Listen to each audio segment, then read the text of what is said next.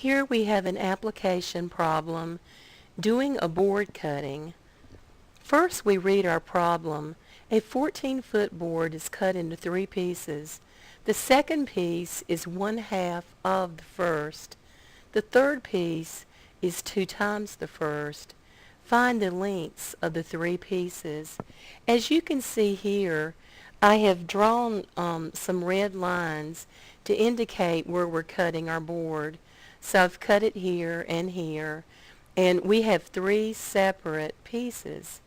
And the first thing we want to do is to read the problem and give the pieces that we're looking for variable names. It tells us the second piece is 1/2 of the first.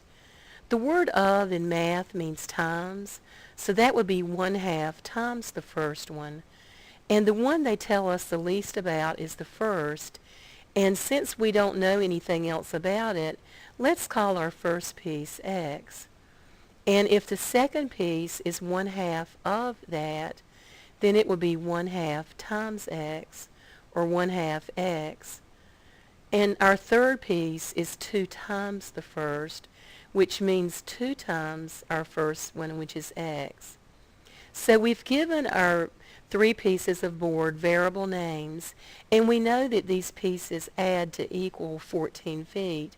So let's add the variable names for our 3 pieces together and set it equal to 14 feet. So we have x plus 1/2 x plus 2x equals 14. Now we can clear the fraction out of our equation by multiplying each term by the common denominator 2, and that's going to give us all whole numbers.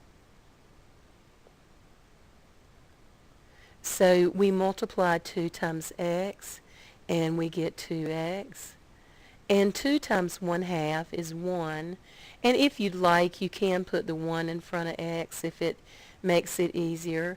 2 times 2x will be 4x. And then 2 times 14 is 28. And next we want to combine like terms, so we add our 3 x's. We have 2 and 1, which is 3, and 4 more makes 7. So we have 7x equals 28. Now what's keeping x from being by itself is the 7 that's multiplied by it. So to get that to cancel, we're going to do the opposite operation and divide both sides by 7. And we're going to have a 1x on the left side. So 7 divided by 7, this just cancels and gives us x, 1x. And 28 divided by 7 is 4. So we find that x is 4, but when you're doing an application problem, always make sure that you've answered what they're asking. So we know that x is 4, but we had 3 different pieces.